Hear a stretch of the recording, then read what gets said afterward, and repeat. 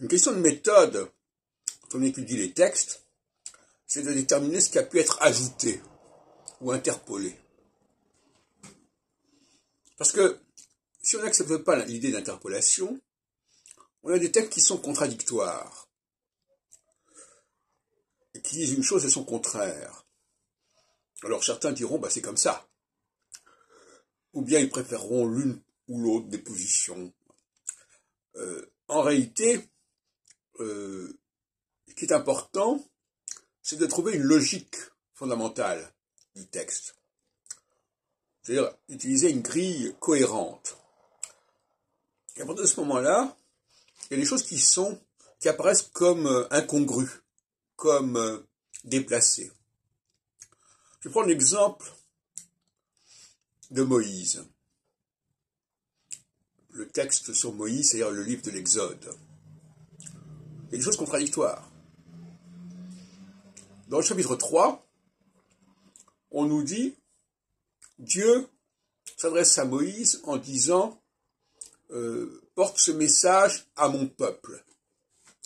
Il ne dit pas à ton peuple. Mais inversement, au début de l'ouvrage, on nous parle de la naissance de Moïse au sein d'une famille juive, ou hébraïque, peu importe, et un enfant dont le berceau jeté sur le Nil arrive dans les mains d'une princesse égyptienne. Toute une histoire sur Moïse qui prend parti pour ses frères hébreux, etc. Pour moi, tout ce passage-là a été ajouté. Le véritable discours, c'est bien celui d'un prince égyptien qui est mandaté pour sauver le peuple de Dieu, qui n'est pas son peuple. De la même façon que Cyrus, le roi de Perse, est mandaté pour secourir, pour porter de l'aide, de secours à un peuple qui n'est pas le sien, mais qui est le peuple de Dieu. Alors, évidemment, tout ça est important parce que ça met en évidence d'abord le fait que Dieu intervient en faveur de son peuple et il fait appel à des gens qui ne sont pas partie de ce peuple. C'est le cas de Cyrus et c'est le cas de Moïse, mais Moïse finalement ce n'est qu'un calque de Cyrus pour moi. Ça ne correspond à aucune réalité objective. Et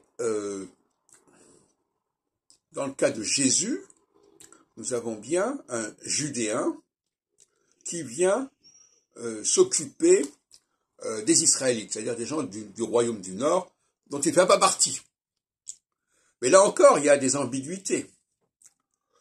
D'abord parce qu'on le fait naître à Nazareth, qui est une ville au sein de la Galilée, et donc il ne naît pas à Nazareth en fait, il naît à Bethléem, mais il vit à Nazareth. Ce qui crée une confusion déjà. Et certains vont dire, oui, alors, d'autant plus que dans la formule INRI, Jésus de Nazareth, roi des Juifs, par exemple, eh bien, on rappelle qu'il est de Nazareth. Et au début des Actes des Apôtres, il est question du royaume d'Israël. Alors moi, j'aurais tendance à penser que INRI, ça veut dire Jésus de Nazareth, roi d'Israël, et non pas roi des Juifs. Et ça explique pourquoi Jésus dit « Je suis venu pour la maison d'Israël ». Donc là, il y a effectivement un rajout qui crée de la confusion, qui crée du débat, alors que finalement, il faudrait s'en tenir à cette idée claire, le Messie n'est pas juif. Ou plus exactement, le Messie n'appartient pas au peuple qu'il doit sauver. Puisque Irtus, qui est l'autre formule, l'autre abréviation, Jésus-Christ, fils de Dieu, sauveur. On ne dit pas d'ailleurs qu'il est Dieu, on dit qu'il est fils de Dieu. Et donc, voilà, donc il faut arriver à clarifier les choses et avoir une grille de base. Et à partir de là, on peut arriver à déterminer ce qui a pu être rajouté et interpolé.